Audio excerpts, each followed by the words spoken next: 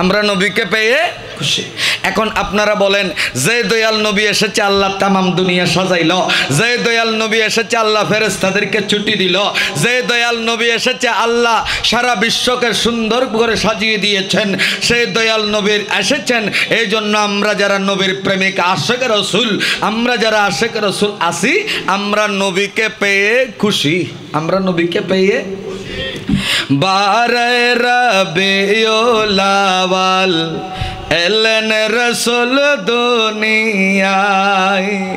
12 রবিউল আউয়াল আল্লাহ যে দয়াল নবীকে পাঠিয়েছেন, আমরা সেই দয়াল নবীর শান এবং মান বর্ণনা করে শেষ করতে পারবো? একটু জবান খোলেন, পারবো? কোনোদিন পারবো না। এই জন্য আমরা শুধু চেষ্টা করব কিছু কথা আপনাদের কাছে রাখার জন্য। এখন আপনারা বলেন, দয়াল নবী রাহমাতুল্লিল আলামিন পৃথিবীর জমিনে আসবেন হজরতে মা আমেনার গর্ভ মুবারকে যখন এসেছেন, হজরতে মা আমেনা বলতেছে, ও পৃথিবীর মুসলমান, ও চট্টগ্রামের মানুষ, ও আগ্রাবাদের মানুষ, আপনাদের বিবেকের কাছে প্রশ্ন রাখলাম। হজরতে মা আমেনা বলে, আমার পেটের ভিতরে শিশু নবী এসেছে, আমার পেট মোটাও হয় নাই, বাড়িও হয় নাই। জোরে বলেন না সুবহানাল্লাহ। হজরতে মা আমেনা বলেন, আমি মা আমেনা যখন সকালবেলা ঘর থেকে বের হতাম, আমার শরীর থেকে যখন খুশবু বের হইত, বাক্কার মানুষ বলা বলি করত, আমেনা তুমি কি সুগন্ধি লাগা। আমি আমেনা এক কথায় জবাব দিলাম, যেই দিন থেকে আমার গর্ভের ভিতরে দয়াল নবীর আগমন হয়েছে গো, ওই দিন থেকে আমার শরীরের মধ্যে দুনিয়ার কোনো খুশবু লাগার প্রয়োজন নাই। আমার শরীর থেকে এমনে এমনে মেশক আম্বরের খুশবু বের হয়। তাহলে নবী এসেছে, আমরা খুশি, আমরা খুশি। এই দয়াল নবী রাহমাতুল্লিল আলামিন আমাদের দেশের মধ্যে দেখবেন, যদি কোনো সন্তান পৃথিবীর জমিনে আসার সময় হয়, কি হয়? সময় হয়, দেখবেন ডাক্তারদের সাথে পরামর্শ করে কয় তারিখের ভিতরে হতে পারে একটা সম্ভাবনা তারিখ নির্ধারণ করে, এবং ডাক্তার নার্স ঠিক করে। আমার দয়াল নবী রাহমাতুল্লিল আলামিন যেই দিন পৃথিবীর জমিনে আসবেন, ওই দিন মা আমেনা বলতেছে, আমার ঘরের মধ্যে হুজরার মধ্যে আমি একা শুয়ে আছি, ঘরের মধ্যে কেউ নাই। হঠাৎ করে দেখি আমার ঘরের মধ্যে জান্নাতি 4 জন মহিলা এসেছে। জোরে বলেন না সুবহানাল্লাহ। কয়জন? আরো জোরে বলেন না, কয়জন? জান্নাত হতে হাওয়া আসিয়া মরিয়ম হাজেরা, মিলাদুন নবী করতে পালন আসিল তারা। ওরে সবাই মিলে গাই গুণগান, সবাই মিলে গাই গুণগান করিয়া নবীর শরণ। সুবহানাল্লাহ বলেন না।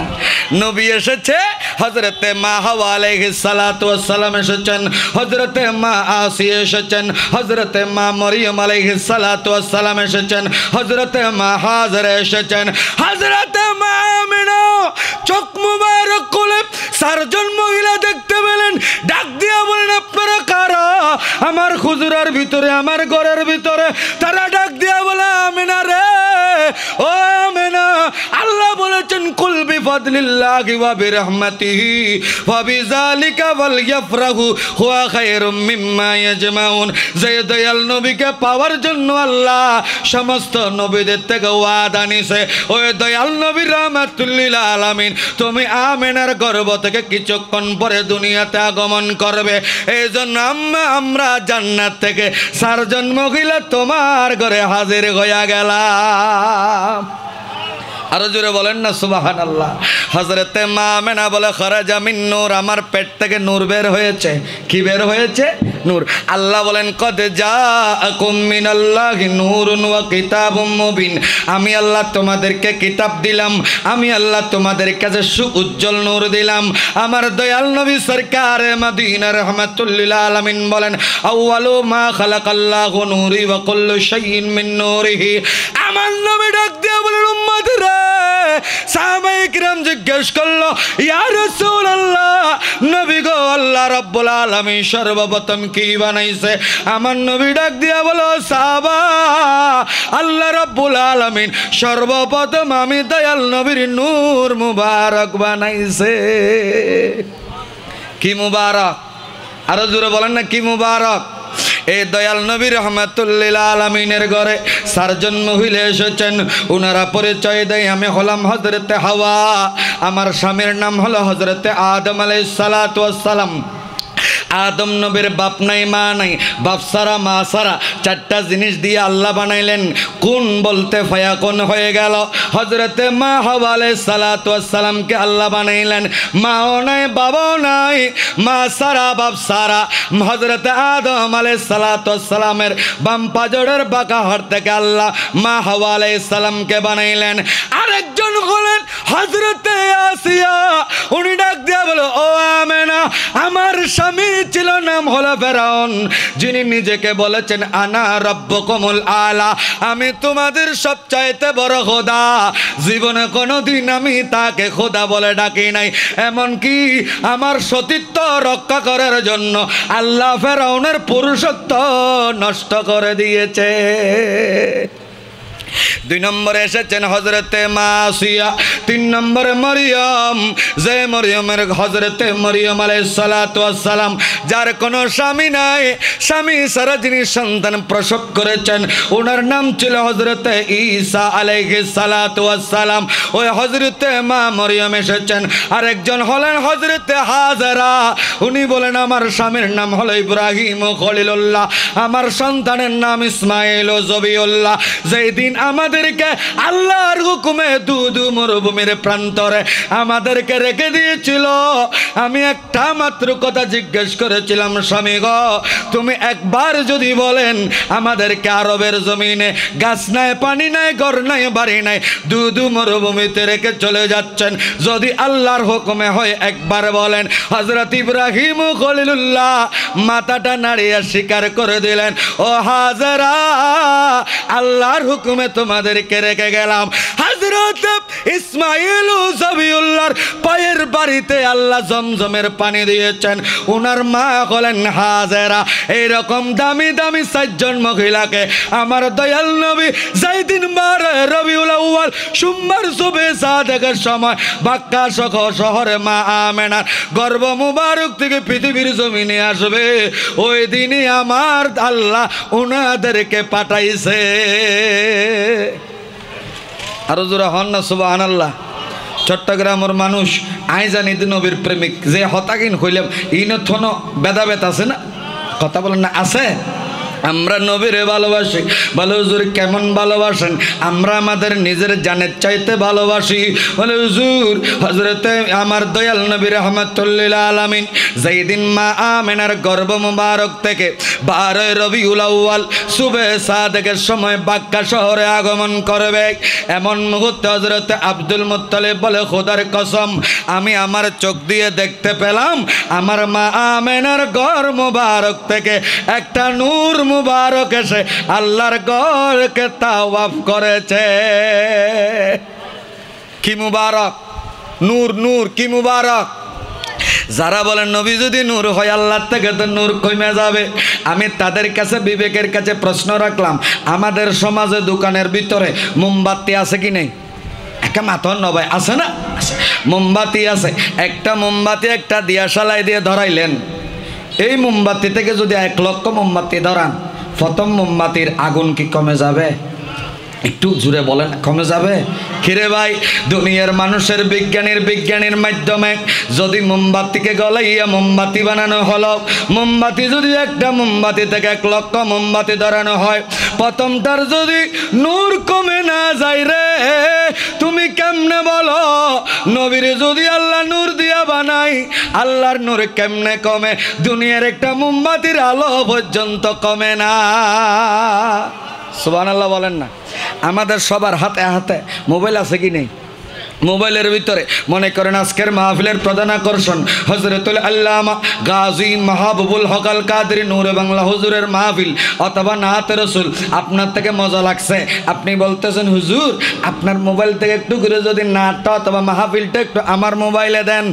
আগে ছিল ব্লুটুথ, আগে ছিল ব্লুটুথ, এখন ডিজিটাল, এখন বলো ব্লুটুথের সময় নেই, এখন হলো শেয়ারেটের মাধ্যমে খুব দ্রুত আপনার মোবাইলে ট্রান্সফার হয়ে গেল। এখন আমার শ্রোতা ভাইদেরকে আমি বলতে চাই, এখন আপনারা আমার কথার একটু করে জবাব দিবেন। আমার মোবাইল থেকে আপনার মোবাইলে পাঠাইয়া দিলাম, এখন আপনার মোবাইলে চলে গেল, তাই বলে কি আমার মোবাইল থেকে কমে গেছে? একটু কথা বলেন না, কমে গেছে? আমার মোবাইল থেকে কমে নাই। যদি দুনিয়ার বিজ্ঞানী থেকে যদি আমার মোবাইল থেকে একটা নাতে রসুল যদি আপনার মোবাইলে শেয়ার করে দিলাম, আমার মোবাইলেও আছে, আপনার মোবাইলেও আছে।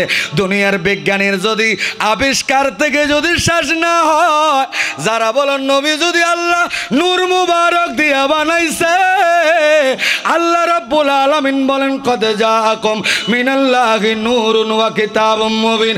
যদি নবী নূর হয় তাইলে তো আল্লাহ থেকে শেষ হয়ে যাবে। ওরে বিয়াকলের দল, যদি দুনিয়ার একটা মোমবাতি ধরানোর পরে 1 লক্ষ মোমবাতি ধরাইলে প্রথম মোমবাতি থেকে যদি আগুন না কমে, দুনিয়ার একটা মোবাইল থেকে যদি আরেকটা মোবাইলে নাতে রসুল ট্রান্সফার করলে, শেয়ারেট করলে, আমার মোবাইলেরটা যদি আমার মোবাইলেও থাকে, আপনার কাছেও যদি থাকতে পারে, আমার আল্লাহ থেকে কি কমে যাবে? আরো জোরে বলেন না, কমে যাবে না। তাহলে আমার আল্লাহ আমার দয়াল নবীকে পাঠাবেন। আল্লাহ বলে, ও জিবরাইল যাও আজকে ছুটি দিয়ে দিলাম, কোন নবীর কাছে ওহী নিতে হবে না। ও আজরাইল যাও, আজকে তোমাকে ছুটি দিয়ে দিলাম, দুনিয়ার কোন মানুষের জান কবজ করতে হবে না। ও ইসরাফিল মিকাইল, ও ইসরাফিল ফেরেশতা সিংহা নিয়ে দাঁড়াইয়া থাকতে হবে না। ও কিরামান কাতিবিন মুনকার নাকির ফেরেশতা তোমাদের থেকে কাদের মধ্যে লিখতে হবে না, কবরের ভিতরে সওয়াল জবাব করতে হবে না। আজকের দিনের জন্য ছুটি দিলাম। আল্লাহ বলে, ও মালাকুল মউত আজরাইল, 12 রবিউল আউয়াল সোমবার সুবে সাদেকের সময় আমার দয়াল নবী আগমন করবে। এই দিনে যদি তুমি কোনো মার থেকে সন্তান কেড়ে নাও, ওই ঘরের মধ্যে কান্না আসবে না? মাথন না হান দিবু আল্লাহ ও আজরাইল আজিয়া তোয়ারে ছুটি দি দুনিয়ার কোনো মানুষের রূহ কবজ করে তথ্য নয়। ইয়া রাসূলুল্লাহ, ইয়া আল্লাহ মাবুদ, আল্লাহ কেন করতে পারবো না? আল্লাহ বলে, আজকে হলো বড় খুশির দিন।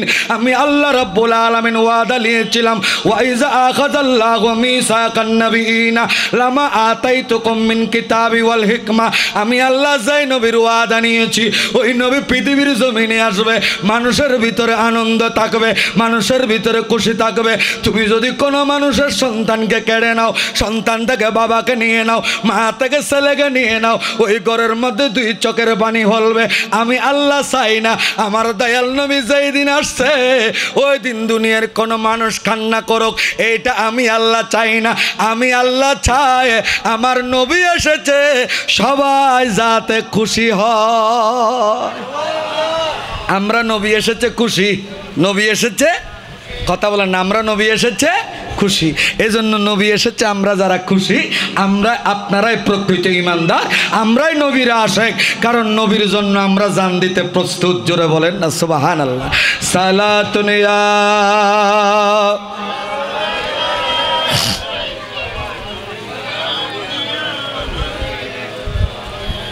আমি আজকে আপনাদের সামনে এই কথাটা তুলে ধরতে চাইলাম, নবী এসেছে, আমরা সবাই খুশি, আমরা সবাই।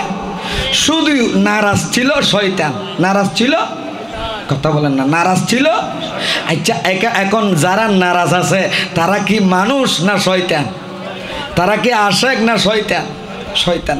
আমরা শয়তান হতে চাই না, আমরা নবীর আশিক করতে চাই। জোরে বলেন না সুবহানাল্লাহ। আল্লাহুম্মা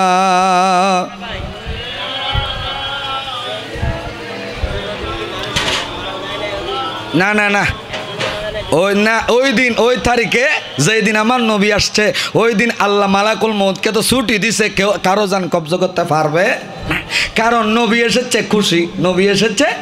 এই জন্য কাজী নজরুল ইসলাম বলেন, ত্রিভুবনের প্রিয় মুহাম্মদ এলো রে দুনিয়ায়,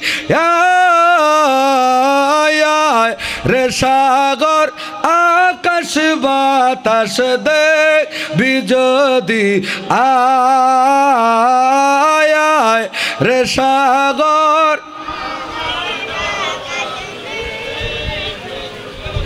আজকে মিলাদুন নবীর কথা বললে, নবীর পক্ষে কথা বললে অনেকের নামে মিথ্যা মামলা হয়, আছে কি নাই? আরো জোরে বলেন না, আছে কি নাই? আমাদের সুন্নিয়তের রত্ন, সুন্নিয়তের গর্ব, সুন্নিয়তের অহংকার, আমাদের পরিচিত মুখ আল্লামা গিয়াসউদ্দিন আত-তাহেরীর নামেও মিথ্যা মামলা দিয়েছে, আছে কি নাই? উনি ছিলেন সোহরাওয়ার্দী উদ্যানে, আর ওনার নামে মামলা হয়েছে ওই কি ব্রাহ্মণবাড়িয়ার মধ্যে। এখন আপনি বলেন মিডিয়ার যুগে ওই মানুষটা এখন আছে সোহরাওয়ার্দী উদ্যানে, তাইলে কি উনি ব্রাহ্মণবাড়িয়ার মধ্যে ষড়যন্ত্রের কাজের ভিতরে থাকতে পারে? কথা বলেন না পারে? আজকে সুদূর চক্রান্ত করে যে আল্লামা গিয়াসউদ্দিন তাহেরীর ব্যাপারে মিথ্যা হয়রানিমূলক মামলা হয়েছে, আমরা এটার আজকের মাহফিল থেকে, আগ্রাবাদের জমিন থেকে, চট্টগ্রামের জমিন থেকে আশিকে রাসূলদেরকে নিয়ে আমরা মাননীয় সরকার মহোদয়কে জানাতে চাই, আল্লামা তাহেরীর মিথ্যা মামলা বন্ধ করতে হবে, ওনাকে সম্মানের সহিত এই মামলা থেকে প্রত্যাহার দিতে হবে। জোরে বলেন না সুবহানাল্লাহ, আরো জোরে বলেন না সুবহানাল্লাহ। আসলে বলেন যারা নবীর পক্ষে থাকে তাদের কোনো বিপদ কাছে আসতে পারে? জোরে বলেন না, পারে না।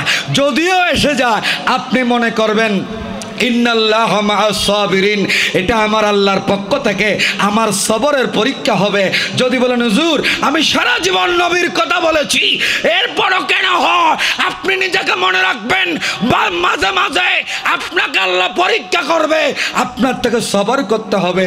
যখন আপনি সবর করবেন দেখবেন আপনি পরীক্ষায় ফাঁস। যাই হোক, আর 1 মিনিট আছে, যাই আমি আপনাদের কাছে এই কথাটা বলতে চাই। আমি সরকার মহোদয়ের কাছে আল্লামা গিয়াসউদ্দিন আত-তাহেরীর মিথ্যা মামলার প্রত্যাহার দাবি জানাই। এটা শুধু আমাদের কথা নয়, সুন্নি উলামা, সুন্নি আশেক, সুন্নি সাধারণ সকল মানুষের হৃদয়ের কথা আমি আপনাদের কাছে তুলে ধরলাম। আল্লাহ পাক আমাদের সকলকে কবুল করুন, বলেন আমিন। যাই হোক, আজকে যখন মেজবান্ডার তরিকার আজকের এই মাহফিলের আয়োজন, ঠিক না? এটার জন্য আমি একটা শান গাইয়ে আমি বিদায় নিব। আমার প্রাণে কোজে মাঝি ভান্ডার, নিন্দা করলে ক্ষতি কি আমার? ঠিক কিনা? আমাদের নিন্দা করলে কোনো কাজ হবে? এখন অনেকেই বলতেছে মেজবান্ডার উড়াইয়া নেবে। মেজবান্ডার উড়াইয়া দেওয়ার জায়গা নয়, মেজবান্ডার হলো অলি বানানোর জায়গা। জোরে বলেন না সুবহানাল্লাহ। এমনি গাল একটা আছে, যেমন ইচ্ছা তেমন বলো। আমাদের সমাজে দেখবেন মনে মনে যদি দোকানের সামনে, রেস্টুরেন্টের সামনে থেকে যাওয়ার সময় মনে মনে যদি বলো আমি তো দুরুস করে খাইতেছি, তুমি এমনি মনে মনে খাইতে পারবা, বাস্তবে তুমি স্বাদ পাবে? এখনো অনেকে মনে মনে বলতেছে মেজবান্ডার উড়াইয়া নিব। মেজবান্ডার উড়াইয়া দেওয়ার জায়গা নয়, মেজবান্ডার অলি বানানোর ফ্যাক্টরি। ফ্যাক্টরিতে কেউ যদি হাত দেয় ওই হাত থাকতে পারবে? আরো জোরে বলেন, থাকতে পারবে? এই জন্য আমার সাথে একটু করে বলবেন, ইনশাল্লাহ আমি আমার হুজুরকে দিয়ে দিব, কারণ আমিও চাই না আমার জন্য অন্য কেউ কষ্ট পাক। আমার প্রাণে কোজে মাঝি ভান্ডার, নিন্দা করলে কি কতে আমার? আমার প্রাণে কোজে মাঝি ভান্ডার, দেখো খোদার তৈরি ডুল, দুনিয়া মাই সামরাসানি, ভিতরে তার খোল। সুবহানাল্লাহ না? দেখো খোদার তৈরি ডুল, দুনিয়া মাই সামরাসানি, ভিতরে তার খোল। হরে নানা রঙের বাদ্য বাজে, নানা রঙের বাদ্য বাজে, শুনতে লাগে চমৎকার। নিন্দা করলে কি ক্ষতি আমার? আমার প্রাণে কোজে মাঝি ভান্ডার, নিন্দা করলে কি ক্ষতি? শোনো যত বন্ধুগণ, নিন্দুকেরা তোমার কবু হবে না দুশমন। শোনো যত বন্ধুগণ, নিন্দুকেরা তোমার কবু হবে না দুশমন। ওরে তরিকতের দুবার মতো, তরিকতের দুবার মতো দয়া করি পরিষ্কার, নিন্দা করলে কি ক্ষতি আমার? সুবহানাল্লাহ বলেন না? কেউ যদি নিন্দা করলে আপনার ক্ষতি হবে না, আপনার গুনাহ মাফ হবে। হবে, তার খাতে চলে যাবে, ঠিক কিনা? এই জন্য আমরা নিন্দা করলে পারলে তাকে নিয়ে একটা চা খাওয়াই দিন বাইরে, তুই যে বড় আমার আদরের মানুষ, কেন জানিস কিয়ামতের ময়দানে এমন কেউ নাই আমার একটা গুনাহ নিবে। কিন্তু তুমি যখন চায়ের দোকানে বসে বসে মেজবান্ডারের নিন্দা করেছ, আমার নিন্দা করেছ, অপর ভাইয়ের নিন্দা করেছ, তুমি আমার সাথে একটা চা খাও, কারণ কিয়ামতে আমার গুনাহ নেওয়ার জন্য আমার মা থাকবে না, বাবা থাকবে না, ভাই থাকবে না, বন্ধু থাকবে না। কিন্তু আমি আজকে তুই যে আমার গুনাহটা খাদে নিয়েছিস, এই জন্য তোরে খুশি হয়ে একটা চা দিলাম। কি দিলাম? যাই হোক, আল্লাহ পাক আমাদেরকে কবুল করুন, আমিন। আজকের মাহফিলকে কবুল করুন। আমি গুনাহগারের কথায় যদি কোনো প্রকার ত্রুটি হয়, ভুল হয়, ক্ষমা করে দিবেন। আসসালামু আলাইকুম ওয়া রাহমাতুল্লাহি ওয়া বারাকাতুহু।